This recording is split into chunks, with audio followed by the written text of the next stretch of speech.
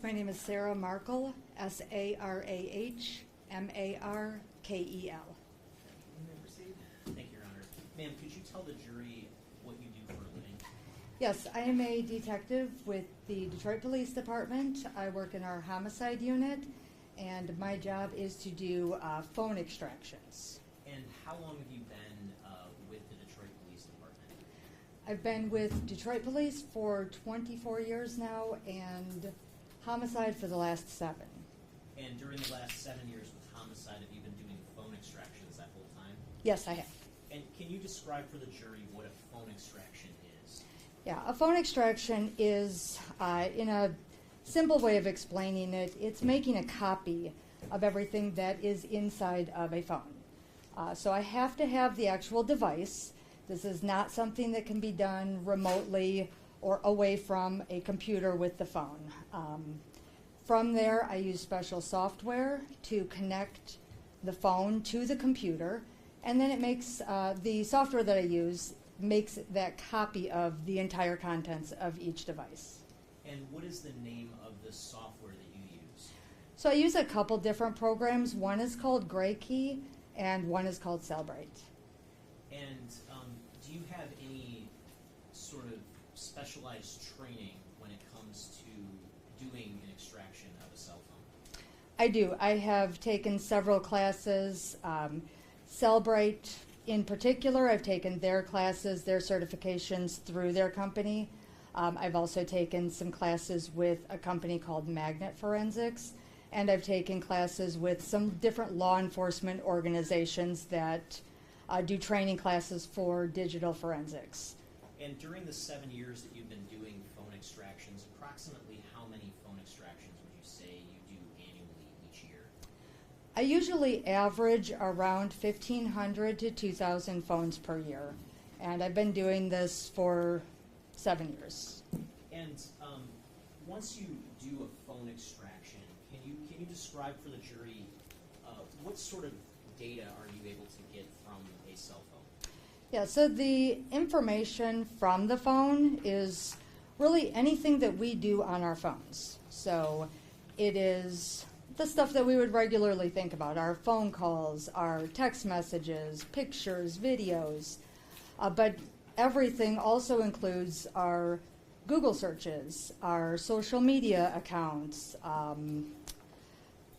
everything that we do on it, locations sometimes, anything that we do on our phones is stored on those phones, and then the software makes that copy. So it could be anything that we have access to through our devices. And when the software that you use makes a copy of a phone's contents, can you describe for the jury what that format is like, what it looks like in general? Yeah, so there are a couple stages with this. The first stage is the phone extraction, and that is that copy that is being made. So that extraction or that raw unprocessed file is put into a file folder or a zip file. That is your raw, unprocessed, not readable file format. From there, I use something called Physical Analyzer. It's a Cellbrite analyzer or parser. That file folder is put into the Physical Analyzer system, where it parses out and processes that unprocessed data. From there, being the Physical Analyzer, Cellbrite puts it into different categories for us. So the program will break it up into like a call section or a message section. So there are a lot of different features in the Physical Analyzer program that are intended to make it more user-friendly and easier to search through. But the categorizing and the processing is done through there. From that point, I generate that report. So I save that processed information from Physical Analyzer. And then I do a couple things with that. The entire report or that entire processed file is given to the officer in charge of the case or that person's team that is conducting the investigation. I also put a copy on a disk or a thumb drive, depending on how large each file is, and I put that into our evidence system. And in order to go into a phone and extract data from it, do you have to have some basis of authority to do that, or can you just, as a police officer, go into anybody's phone? So I have to have legal authorization. Because I work at homicide, there are 3 ways. The first one would be if the owner is deceased, and that's the one that is specific to working at homicide. The other 2 methods are the written consent from the phone's owner or through a search warrant signed by a judge. And have you ever previously testified as an expert witness in the field of forensic cellular phone extraction? I have. And approximately how many times have you so testified? I've testified as an expert witness 69 times at district, circuit, and federal court levels. And, Your Honor, if there's no objection, I would move to have the witness qualified as an expert in the field of forensic cellular phone extraction. No objection. Okay, this witness's testimony will be accepted as an expert in the field of forensic cellular device extraction. You may proceed. Thank you, Your Honor. Did you play a role into the investigation into the death of Samantha Woll? I did. And as part of your role in that investigation, did you forensically extract a number of cell phones? I did. Approximately how many phones did you forensically extract for purposes of this case? I believe it was 16. And in terms of the usual sort of course of your duties in connection with a homicide case, once you create a report with the contents of a cell phone, do you typically go into the report and analyze that yourself? Typically, I don't do the analysis by myself. I will assist with the analysis. I will, at the request of anybody involved in the investigation, I will look things up or try to explain different things within the report. But because of the volume that we deal with the phones, and because some cases take, it could take days, it could take weeks, it could take longer. So I'm not specifically following along each step of an investigation either. So I will play a role, but the amount that I will do with the analysis really varies. More of an assisting or at the request of. And in terms of some of the primary phone dumps in this case, do you know who was responsible for doing the sort of first round of analysis of those phones? So it was more of a shared role, I guess it would be fair to say. I did do a lot of the reviewing in the initial stages, but at the same time that I'm looking, members of our investigative team, which at that time was the Homicide Task Force, their members were also reviewing, and there were also additional those data files, those unprocessed data files that I spoke about, were also provided to the FBI for their processing and analysis. So there were multiple people, multiple agencies. Now, in this case, in preparation for testifying today, were you asked to take a look and actually analyze a number of the phones that you extracted in connection with this case? I was. And among those phones, did you conduct a phone extraction on a device associated with an errand pergament? No. Which agency was responsible for that device? I believe that was the FBI that did that particular phone. Okay. Did you at some point come across the data associated with that phone? Yes. And did you have an opportunity to review that data? Yes. And in terms of your review of that data, did you see anything alarming or that incriminated errand pergament in the death of Samantha Woll? I didn't see anything that stood out to me. Okay. Did you also at some point have an opportunity to extract a cellular device associated with a Jeffrey Herbstman? I did. And how many times did you extract that device? That device was done twice. And was that at 2 different points in time? It was. And did you have an opportunity to review the contents of that device, the contents of the extraction? I did. And did you, in the course of your review, identify anything that appeared to incriminate Jeffrey Herbstman in the death of Samantha Woll? No. Did you also have an opportunity to perform an extraction of an iPad associated with Jeffrey Herbstman? I did. And the process for extracting an iPad, is that similar to extracting a cellular phone? Yes, the process on a tablet is the same process as a cell phone. And did you actually look at the report and analyze the report from the iPad extraction associated with Jeffrey Herbstman? I did. And in looking at that report and that data, did you find anything that appeared to incriminate Jeffrey Herbstman in the murder of Samantha Woll? No. Did you also have an opportunity to perform an extraction on a device associated with a Robert Becker? Yes. And did you personally review the data from that extraction? I did. And in terms of your review of that data, did you identify anything that incriminated Robert Becker in the death of Samantha Woll? No. Did you also have an opportunity to review a device associated with a David Wilkinson? Yes. And did you actually personally review the data associated with that device? Yes. And in your review of that data, did you find anything that incriminated David Wilkinson in the death of Samantha Woll? No. Now, I am holding what has been admitted as proposed Exhibit 11. May I approach, Your Honor? You may. What is proposed Exhibit 11? What's the evidence label on that exhibit indicate? I'm sorry. I'm sorry.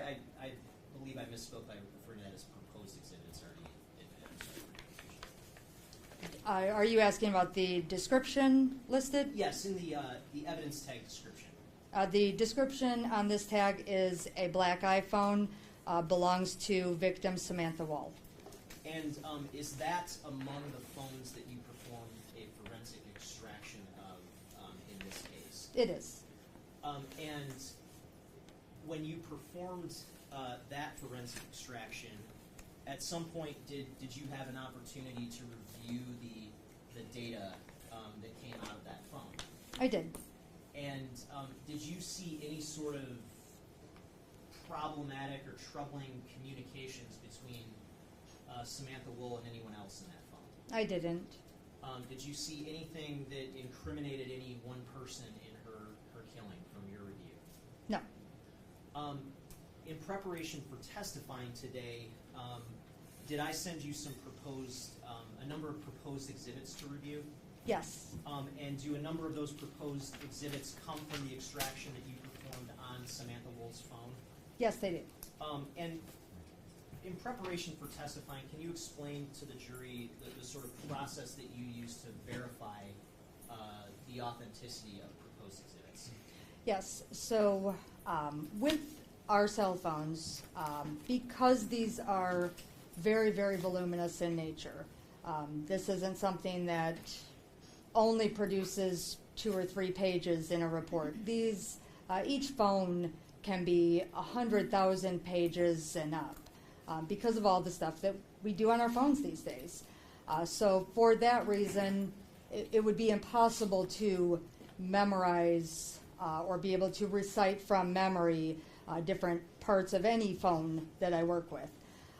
When I am preparing for court, the parties in court, either party in court, if there's something that specific that they would like me to look at and be able to authenticate as accurate from any specific device, I need to get that in advance because I can verify that particular page or that particular section from the report that I put in evidence. So I can review my evidence report, compare it to the proposed exhibit, and then I can testify that it is an accurate copy from this specific device, and so on. And in terms of all the exhibits that, or the proposed exhibits that we're going to discuss today with respect to Samantha Woll's phone, did you perform that verification process? I did. I'm holding what's been marked as proposed exhibit 40. May I approach, Your Honor? You may. What is proposed exhibit 40?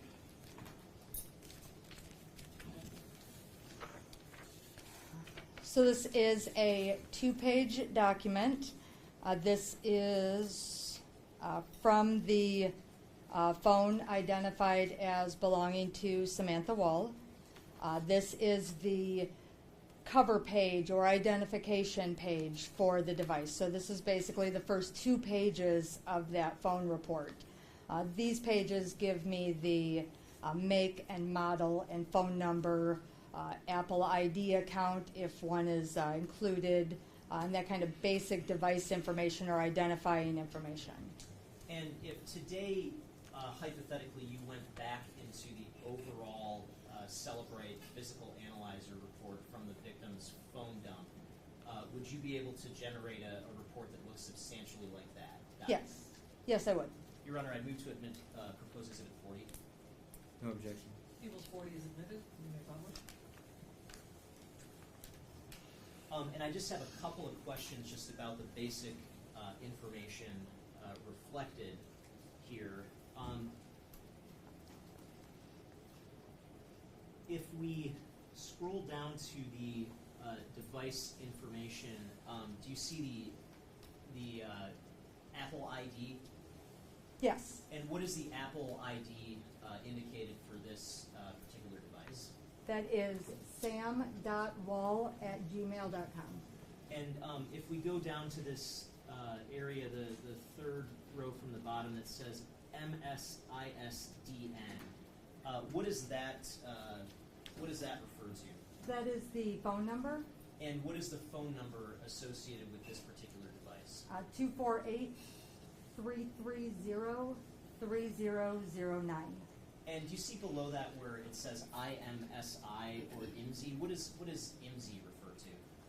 It's the International Mobile Subscriber Identifier. Okay.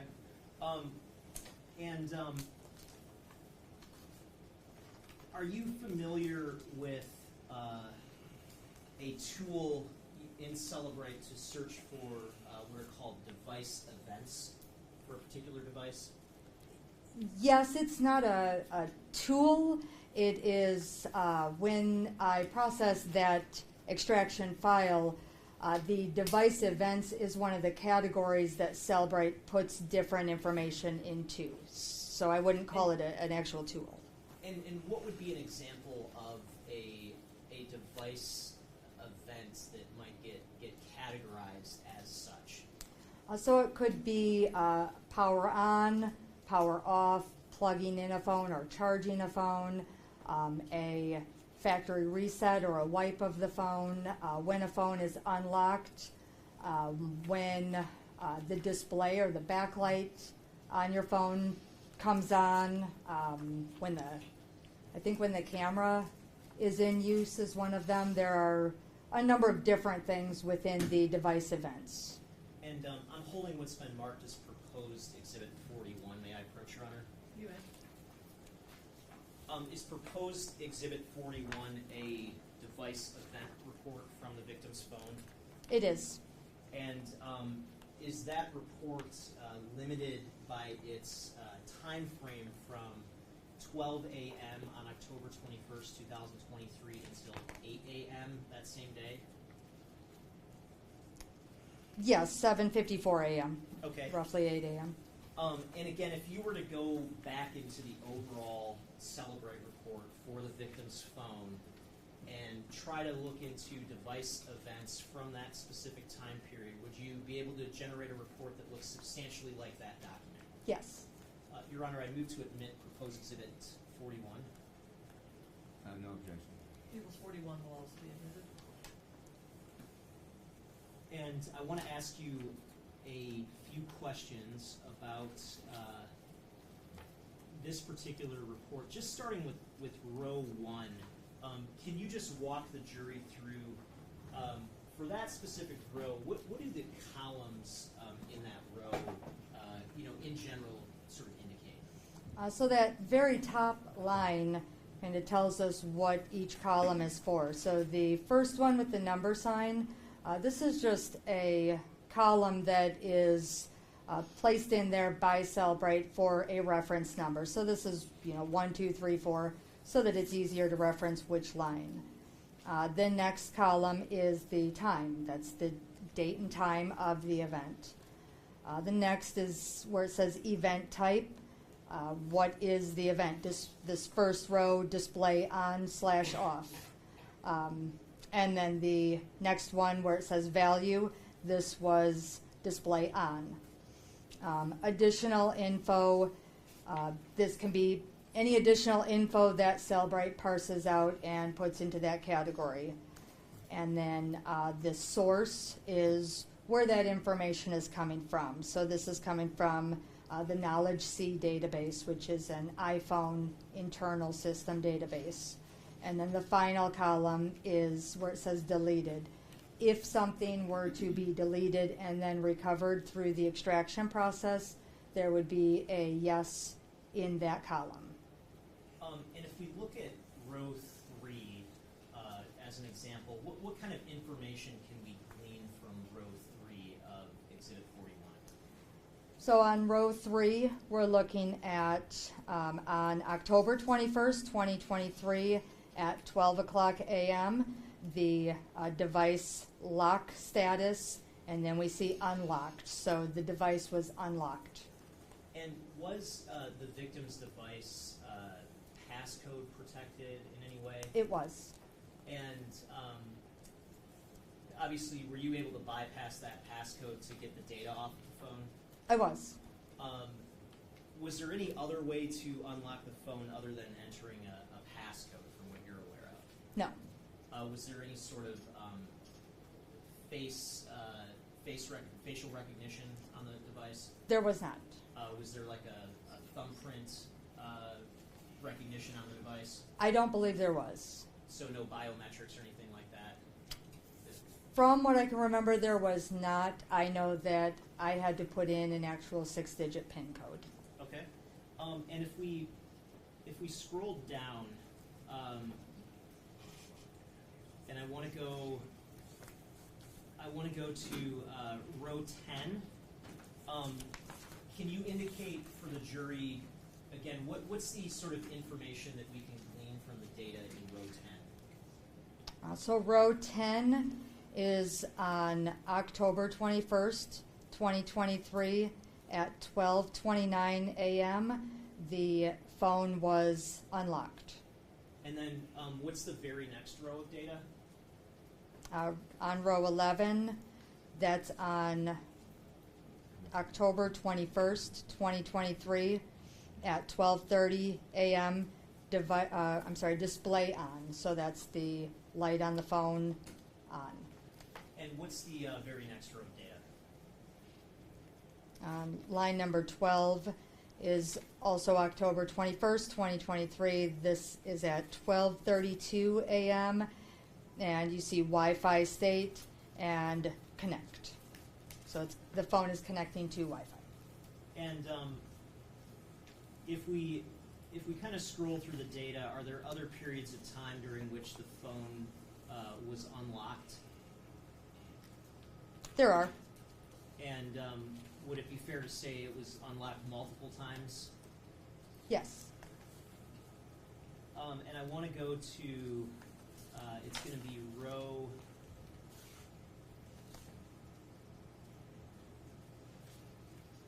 37 and row 38. What sort of information can we glean from the data in those rows? So 37 and 38 are rows showing the phone was unlocked.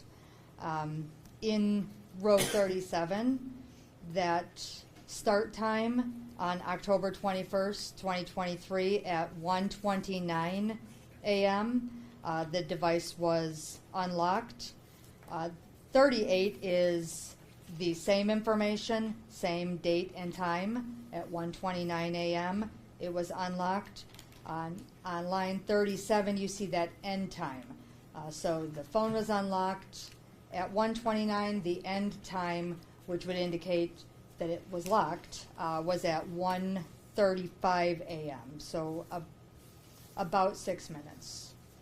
Okay, and after that, well, let me ask you this. At some point that same day, October 21st of 2023, did you personally handle this particular phone?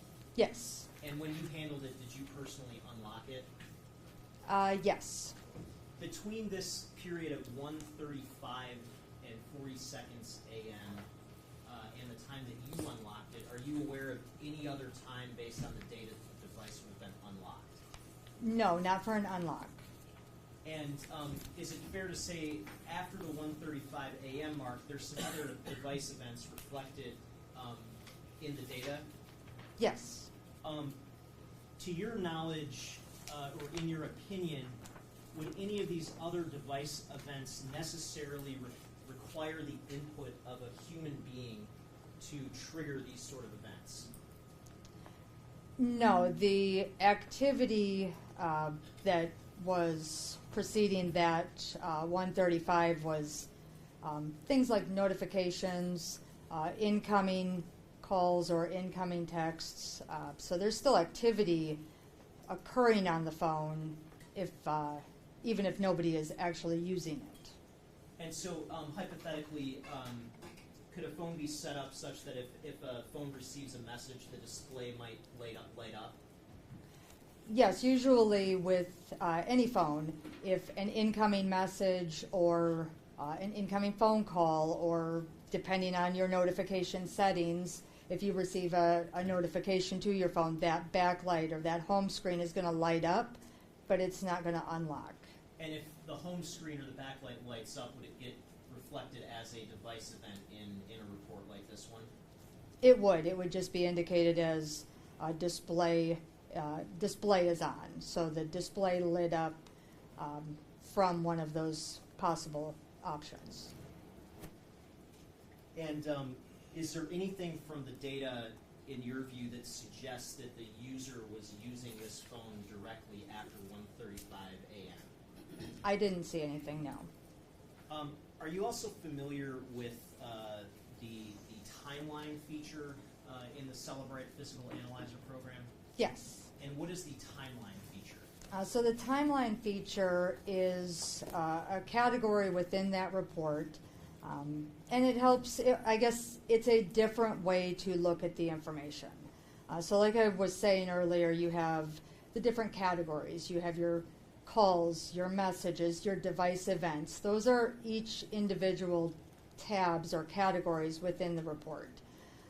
The timeline feature is something that Celebrate generates, where it takes all of those categories and it puts all of that information into chronological order. So that's just a different feature or different way of looking at information from within a cell phone, and instead of looking at each individual category, you are able to narrow it down to a time frame, or if you want to look at any activity on a phone, that would be the place where you want to go to look at it in chronological order. I'm holding what's been marked as proposed Exhibit 42. May I approach, Your Honor? You may. Is proposed Exhibit 42 a timeline report from the victim's phone? It is. And does that report cover the period of time from roughly 1 a.m. on October 21st, 2023 until approximately 4:29 a.m. that same day? It does. And again, if you were to go into the full Celebrate report from the victim's phone and look for timeline data from that specified period of time again, would you get a report that looks substantially like that document that you're holding that's been marked as proposed Exhibit 42? Yes. Your Honor, I move to admit proposed Exhibit 42. No objection. People's 42 will be admitted, will be published as well. And I just want to ask, again, a handful of questions. So looking at the data in row 5, what type of data is reflected in row 5? Row 5 is an outgoing text message. It was sent on October 21st, 2023 at 1:02 a.m. It was from this phone, the phone identified as Samantha Woll, and it was sent to a phone number with the contact name saved in the phone as Barney New. And are you able to, based on the timeline report here, see the actual content of that message? No, so in the timeline feature, sometimes the information is limited in nature just to one line. To be able to further look at that particular line, you can look in the text message category to see what the body of the text actually was. And did you have an opportunity to look in the text message category of the overall Celebrate report for the victim's phone to verify what that outgoing message was at 1:02 a.m.? Yes. I'm holding what's been marked as proposed exhibit 43. May I approach, Your Honor? You may. Is proposed exhibit 43 a screenshot of the Celebrate text message feature showing the content of the communication that's depicted in row 5 of exhibit 42? It is, but this is also in the timeline section. So this is a view through the UFED reader format, where exhibit 42 is a generated PDF from that same section. And in the screenshot from actually looking at the Celebrate program itself, are you able to see the content or the substance of the instant message? Yes. And does that screenshot fairly and accurately depict the sort of data that you would actually see again if you were to pull up that overall Celebrate report and go in and access that same information today? Yes. Your Honor, I move to admit proposed exhibit 43. No objection. Will be admitted. You may publish that as well. And can you just indicate where is the substance or the body of this outgoing text message viewable here? So that's in the column that at the top says description. And what is the body of that message? It's a single heart emoji. And you see there's multiple rows of data here. Are those duplicative of one another? They are. Okay. And is that just a sort of a functionality of how the data is processed by Celebrate? It is. Now, going back to Exhibit 42, do you see any outgoing communications after that 1:02 a.m. and 43-second mark where the heart emoji was sent from the victim's phone? No. Is there any indication of outgoing calls? There's not. Is there any indication of outgoing text messages or instant messages? There's not. Now, is there other activity that is reflected on this timeline here after that 1:02 a.m. mark? Yes. And does some of that activity even extend after that 1:35 a.m. mark that we discussed with respect to the device event log when the phone was last unlocked? Yes. And with respect to the activity on the phone after that 1:35 a.m. mark, here on Exhibit 42, do you see any activity that, in your opinion, would necessarily require the input of a human user on this phone? No. So the activity here that is still running on the phone is, I guess it could be described as maybe background activity, or if an app is open and that app is not closed, that's still going to be running on your phone. You're still going to be getting incoming emails, incoming notifications. So there can still be activity running. There's also system activity running. Your phone is still functioning, but nothing that requires or indicates a direct user input or user manipulation or passcode being put in or anything like that. There's no outgoing user required activity.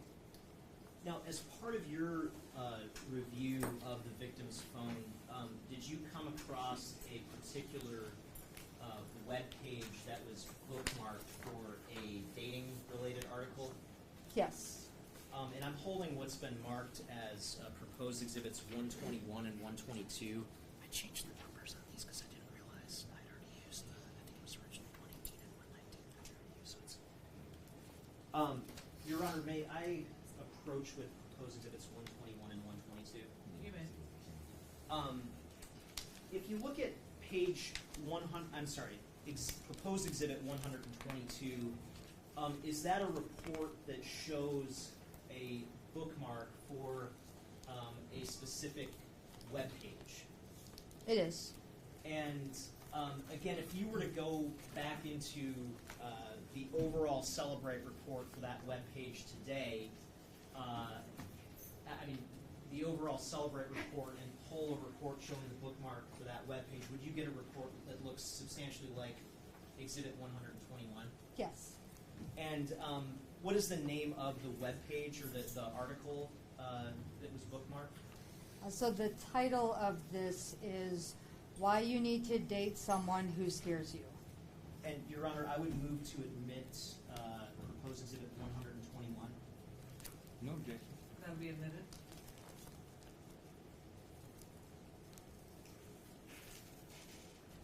And this exhibit, I guess, can you tell the jury what sort of data we're looking at here on exhibit 121? So what we're seeing is that where it says title, that is the title of the actual article. The next line where it says URL, that is the URL to the web search or to that specific page. You see the HTTP colon backslash and the rest of the URL path. And did you have an opportunity to go online and visit that specific URL? Yes, I did. So I can copy and paste that exact URL, put it into Google, and see the exact article or web page, or whatever it is that this phone was looking at, or in this case had bookmarked. And in terms of proposed exhibit 122 that you're also holding, is that a printout of the web page associated with that specific URL that is depicted on exhibit 121? It is. So if you were to go to that web page again today, would you see the exact same content that is in your hands marked as proposed exhibit 122? Yes. I move to admit proposed exhibit 122, Your Honor. No objection. It'll be admitted. You may publish. Now, is this you had an opportunity to review this article, is that correct? I did. Is this an article about dating someone who's actually scary? No. What's the article about? This article is, I referred to it as a feel-good article. This is talking about... And I object if she's giving her personal opinion on how she would categorize the contents of this particular article. It's an exhibit, I guess it speaks for what it is, but for her to give her own opinion or summary of what she believes the author's intent was behind it, I believe that goes beyond the scope of her expertise. Can you print out the article and the jury can read it for themselves? Yeah, let's just read it. Well, you're not going to read that whole thing out loud in the courtroom, are you?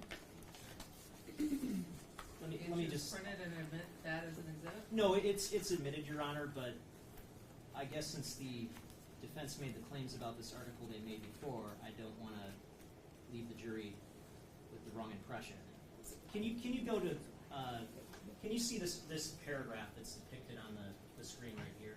Yes. And Judge, I would object again. For one, there were no claims made about this particular article. There was a question proposed to a witness whether he knew about a bookmark of this article. And secondly, there's a scroll down. This is not even the entire article that's being read for the record as of right now. It was scrolled down to a particular point. So, Your Honor, I would just object again and ask, if this is an admitted exhibit, then the jury would have an opportunity to read the article for themselves in its entirety, not certain excerpts that the prosecution will want to read from it. And, Your Honor, there was a very specific insinuation when the defense asked the questions that they asked about this article. And so it sounds like they not only don't want me to read the article that has now been admitted as an exhibit in its entirety, but now we can't even read an excerpt that shows that the insinuations that were made were false. I mean, that doesn't make sense. I'm asking her to read this paragraph right here. The whole thing is admitted, right? And Correct, Your you have a copy of it? It's printed out. The jury will have it. I just want to make one point with this You can paragraph. point out an excerpt. You pointed out the title. You can point out an excerpt. Detective Markel, the paragraph that's displayed here, can you just read that for the record? The one that starts with don't Yes. is the paragraph, correct? Don't date someone who scares you because they are controlling, angry, violent, or abusive in any way. That's the bad kind of fear, and it's an unhealthy relationship to engage in. But date someone who scares you because they encourage you to face all of the things you've tried to suppress for so long. Date someone who lovingly pushes you to become more who you are at your core as a person. Date someone who nudges you outside of your comfort zone regularly and helps you level up in life. Okay. I'm also holding what's been marked as, or admitted as Exhibit 39. May I approach, Your Honor? And I'll take those back. Should I keep them? Can you indicate what the evidence description is of that particular item? Yes, the description is a red Apple iPhone in a black case belonging to Michael Jackson. And did you have an opportunity to perform a forensic extraction of that specific device? I did. And the process that you have described before in general and with respect to the victim's phone, did you follow that process with respect to the defendant's phone? Yes, that's the same process on every phone that I do any work on. Okay, and so as part of that process, did you get a lengthy sort of overall report of the data from Celebrate for that phone? Yes. And did I ask you in preparation for testifying today to take a look at a handful of proposed exhibits from that overall extraction? Yes. And did you independently verify that those proposed exhibits in fact come from the device extraction associated with the defendant's phone? Yes, I did. I want to start with what's been marked as proposed exhibit 44. May I approach, Your Honor? You may. What is proposed exhibit 44? This is those first 2 pages of the extraction report, and this gives me that make, model, phone number, that general device information. Okay, and again, if you were to go back into the overall extraction from the defendant's phone today and just get that basic device information again, would you get a document that looks substantially like the document that you're holding in your hand? Yes. I'd move to admit proposed exhibit 44. No objection. It was 44 is admitted. And may I publish, Your Honor? You may.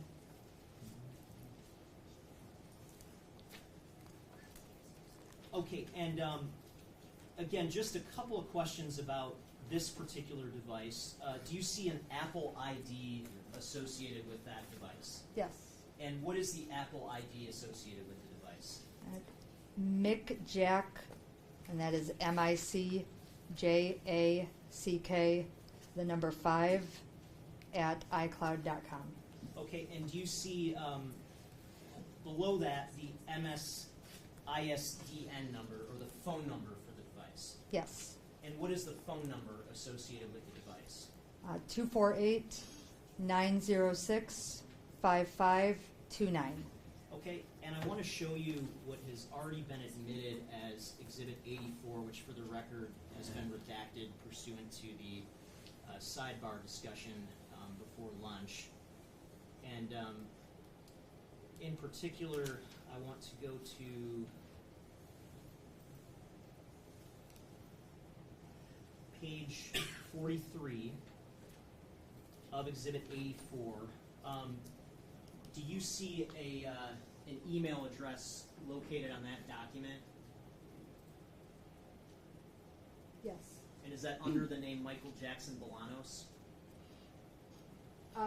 Yes, the top line lists the name, and then in that same section, the email is the same email. The same one from the phone? The same one that I just read. Okay, and do you see a cell phone number listed on that document? Yes. And is that the same cell phone number on the device that you extracted in connection with the defendant's phone? Yes.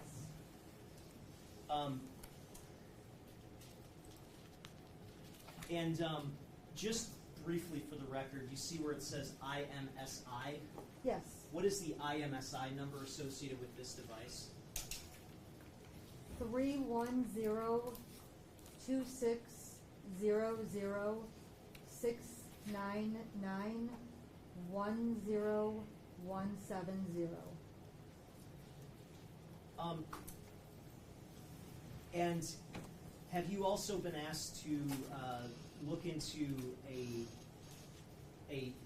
timeline from the defendant's device for a specific period of time on October 21st of 2023? Yes. I'm holding what's been marked as proposed Exhibit 45. May I approach, Your Honor? You may. Is proposed Exhibit 45 a timeline report from the defendant's device that's limited to the period of time from roughly 12 a.m. to 6 a.m. on October 21st of 2023? It is. And again, if you were to go back into the overall Celebrite report for the defendant's device today and pull a timeline report from that same time period, would you get a document or a report that looks substantially like the one that you're holding in your hand marked as proposed Exhibit 45? Yes. Your Honor, I move to admit proposed Exhibit 45. No objection. People's 45 is admitted, you may publish that as well.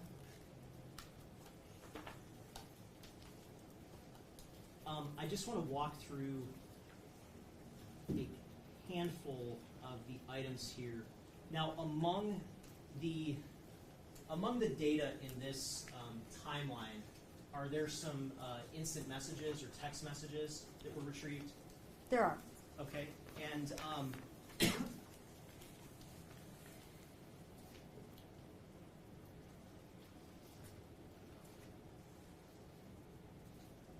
I want to direct your attention to row 17. Is that an incoming or outgoing text message? Row 17 is an incoming. And is that, I guess, an instant message or a text message? They're the same thing. Instant message, text message. They're text messages. Incoming text message on this row. Okay, and who would be, since it's incoming, would that be incoming to the device that you extracted? Yes. And where did that message, what contact did that message originate from? So that was from a contact of 734. And without reading the whole number, what's the contact name? Tierra Sweet Tea. And what's the body of that particular message? The body reads, "You okay, babe?" Okay, and is there what appears to be a response below in row 19? Yes, Is that an outgoing message? it is. And is that sent slightly after that first message we discussed? Yes, about 22 seconds later. Okay, and what's the body of that message? The message reads, "Yeah." And what's the next outgoing message sent? This is on line 21. It's an outgoing, or you can also see it. Yeah, so on line number 22 is a duplicate that contains the information of where the text is going, or the receiver. And this is a video message. Okay, and so does that mean just that a video was attached to the message? Yes, a video was sent to the number for Tierra Sweet Tea. Okay, and was this video sent from the defendant's phone or received by the defendant's phone? This was sent from the defendant's phone to the Tierra contact. And what was the time that video was sent? It is on October 21st, 2023 at 3:14 a.m. And are you familiar with something called metadata when it comes to files like video files? Yes. And what is metadata? The metadata is information that is embedded within that actual video file. So that information, if it's available, will contain the original date and time that the video was captured, the latitude, longitude sometimes, the phone make and model sometimes, the whatever metadata is available. Those are some examples of what it could contain. Okay, and I'm holding what's been marked as proposed exhibit 47. May I approach, Your Honor? Is proposed exhibit 47 a report that shows the metadata associated with that specific video that was sent at 3:14 a.m.? Yes, it does. And does that metadata tell us when that video was actually taken? It does. And what was that time? So that the video was captured on October 21st, 2023 at 2:16 a.m. Okay, and again, if you were to go into the overall Celebrate program today and pull a similar report trying to get the metadata for that specific video, would you get a report that looks substantially like the document that you're holding that's marked as proposed exhibit 47? Yes. Your Honor, I move to admit proposed exhibit 47. No objection. People's 47 is admitted. Okay, and just looking at exhibit 47, is there a name associated with this video file? Yeah, so the path or the image number, you see IMG _ 9910.mov. That's a phone generated item number, but that is the assigned name for that video. Okay, and again, what was the time indicated for when this video was created? At 2:16 a.m. And was there any location data associated with this video? Not attached to this line in the video section. Okay, and I want to go back to, did you have an opportunity to actually view that specific video in the Celebrate program? I did. And I'm holding what's been marked as proposed exhibit 48. Is it your understanding that that video directly from Celebrate is contained on this disc that's marked as proposed exhibit 48? Yes. Your Honor, I move to admit proposed exhibit 48. No objection. No objection? No objection. Yeah, no objection. I couldn't hear you at all. It'll be admitted. And just playing exhibit 48, again, what's the file name reflected here on exhibit 48? IMG _ 9910.mov.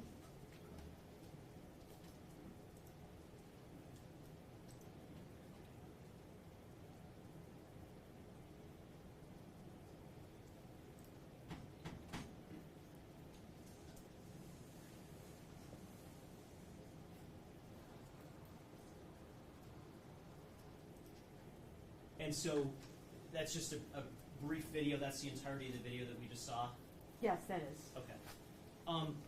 Going back to exhibit 45, after that video was sent at 3:14 a.m., do you see whether there is a response from the Tierra contact?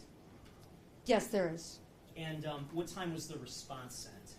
Response was sent at 3:16 a.m. And what was the body of the response? It reads, "Not the Coast Guard." And is there a follow-up message that was sent by the Tierra contact after that?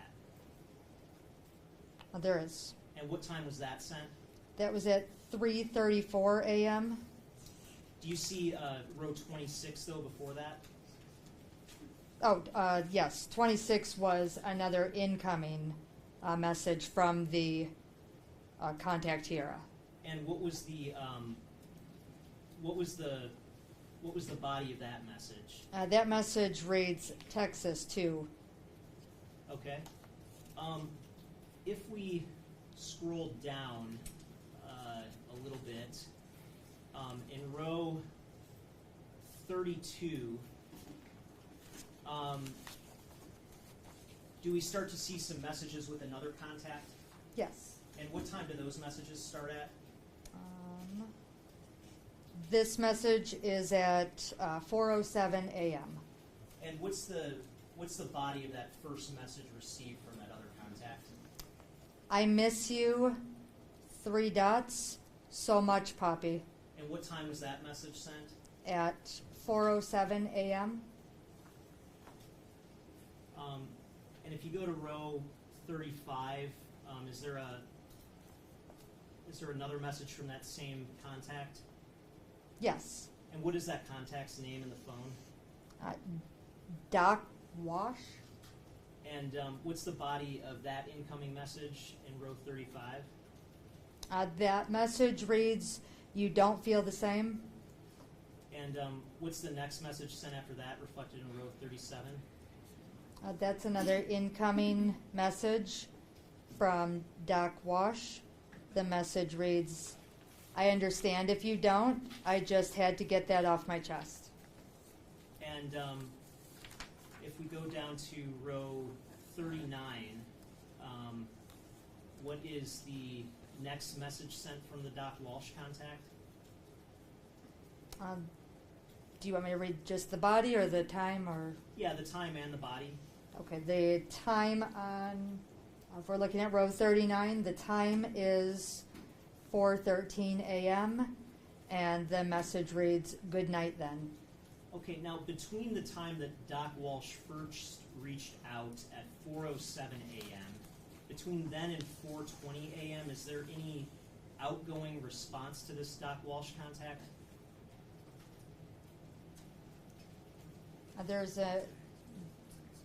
There's an outgoing at 4:08.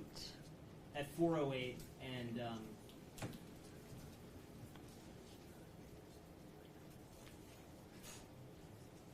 oh, I see. Row 34. Yes. And what's the body of that say? That message reads, hey, Lise. It's Lyse. And between 4:08 a.m. and 4:20 a.m., is there any further outgoing contact from this device reflected here? There's not. When is the next outgoing communication reflected if you look at row 41? So on row 41, that is an outgoing. That is at 4:25 a.m. And what's And the body of that message read? the message reads, I do, Ma, I'm busy.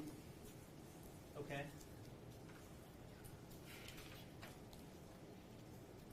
And is it fair to say there's some communications that continue after that point between these two contacts? Yes. All right. Did you also have an opportunity to look at the internet search history to the extent that sort of data was recoverable from this phone? Yes. And I'm holding what's been marked as proposed exhibit 46. May I approach, Your Honor? Is proposed exhibit 46 a report of the internet search history from this phone? Yes, there are 90 items on 9 pages. And is that the entirety of the internet search history you were able to recover based on the extraction that you did in this case? I believe it was. Okay, and again, if you were to go back into the overall report that you created from the defendant's phone today and pull a report of the internet search history, would you get a document that looks substantially like that one that's marked as proposed exhibit 46? Yes. I move to admit proposed exhibit 46. No objection. People's 46 is admitted.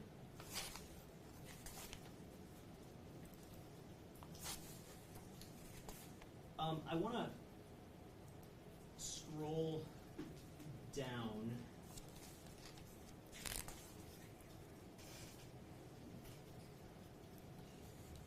to row 61 on page 7.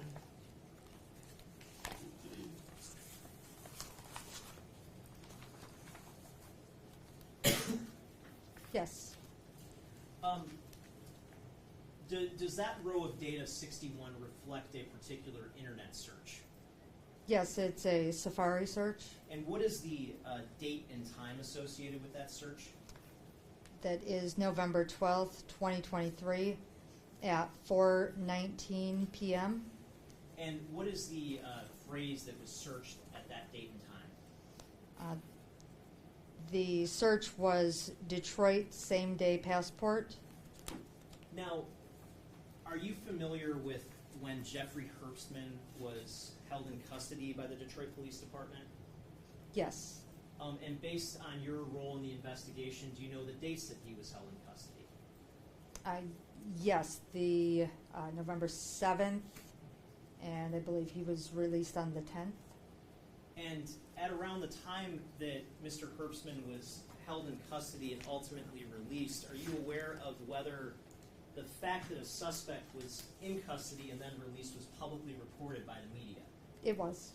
And do you know the date of the first public reports that the suspect was released, as far as you know? I thought it was on the following day, so he was, I believe, on the 10th. I believe the objection to she's speculating. It doesn't sound like she really knows. She's guessing. Only if you know.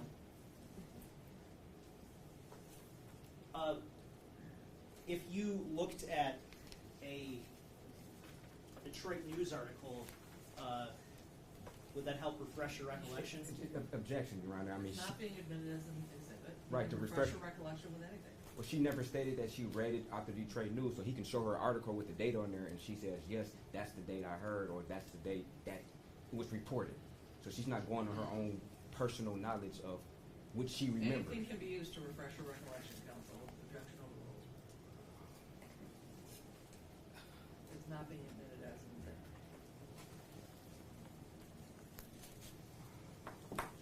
Don't show us the jury, please.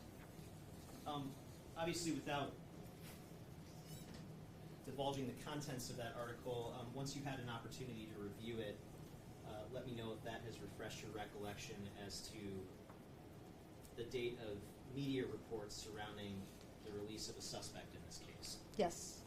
And what was the date? That was November 11th, 2023. Okay, and this search for Detroit same-day passport on the defendant's phone was what date? November 12th, 2023. Have you also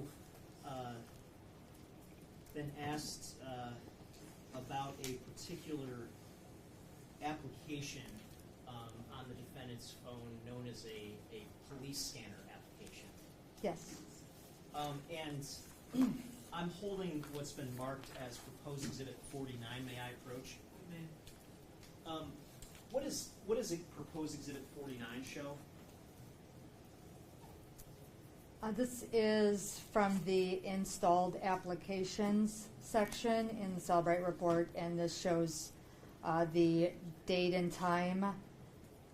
Do you want me to read the date and time? Or? Is that report specific to a particular application? Yes, it's the installation of an application for a scanner radio. Okay, and if you were again to go back into the overall Celebrate report for the defendant's phone and pull a report showing when that particular application was downloaded, the date and time, would you get a report that looks substantially similar to the one that you're holding in your hand? Yes. I would move to admit proposed exhibit 49. No objection. It'll be admitted.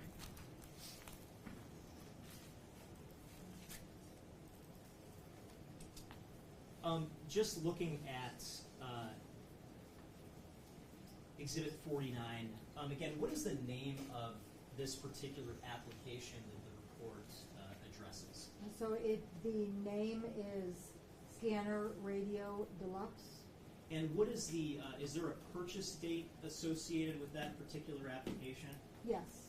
And what is the purchase date associated with that application? November 3rd, 2023 at 11:57 p.m. Now, are you familiar with the Apple App Store? Yes. And did you have an opportunity to go to the App Store to search for this particular application that's reflected on Exhibit 49? Yes. I'm holding what's been marked as proposed Exhibit 51. May I approach, Your Honor? You may. Is proposed Exhibit 51, does that contain screenshots from the App Store if you were to go to the App Store and look at this specific application? Yes. And does that tell and show, does that purport to show how the app is marketed? Yes. How it looks, how it's marketed, the information directly from the actual App Store. And again, if you were to go to that App Store and take screenshots again today, would that be sort of substantially same to that document that you're holding that's marked as proposed Exhibit 51 as far as you know?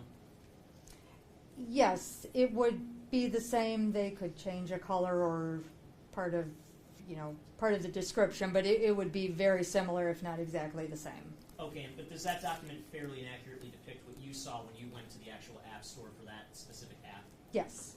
I move to admit proposed Exhibit 51, Your Honor. The only objection I would have is when, in fact, she went to the App Store to view this particular app, because she stated herself that the app could change, and it seems like this app, and which listed in the name on the Cellbrite report, have different names. I've viewed this app several times over the past few months, as recently as within the last few weeks preparing for trial. And I guess how close to this purported download date did she actually review this particular app at the store versus the most recent? When did you first look at it? I'm not sure. It would have been around the time that I initially extracted the phone, but the exact date I don't know. I know that I've looked at it since then in preparation for court. It had not changed, but I say that it could change because developers of apps could change the way it looks on any given day, and I don't know if or when the different appearance would be implemented. And Your Honor, I would object just on the matter that we don't know if this is the same app. It has a different name, and we know frequently in app stores, an app could go out, it could be defunct.